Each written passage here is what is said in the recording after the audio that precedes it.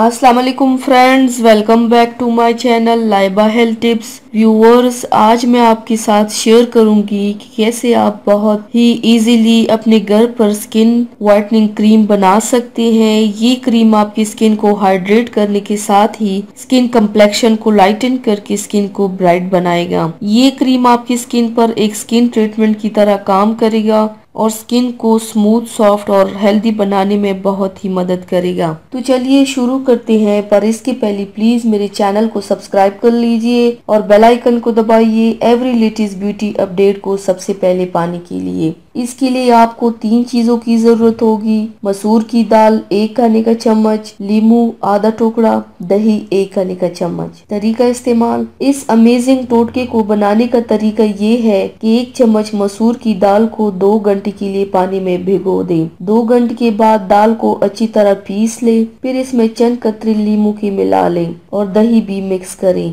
ये एक गाढ़ा पेस्ट बन जाएगा। इस पेस्ट को चेहरे पर लगाएं, 2 मिनट तक मसाज करें और 15 मिनट के लिए छोड़ दें। 15 मिनट बाद चेहरे को सादे पानी से धो लें। इस अमेजिंग टोटके को आपने हफ्ते में 2 बार लगाना है। इससे इंशाल्लाह आपका चेहरा बहुत ही प्यारा और खूबसूरत हो जाएगा। आजमाइश शर्त है।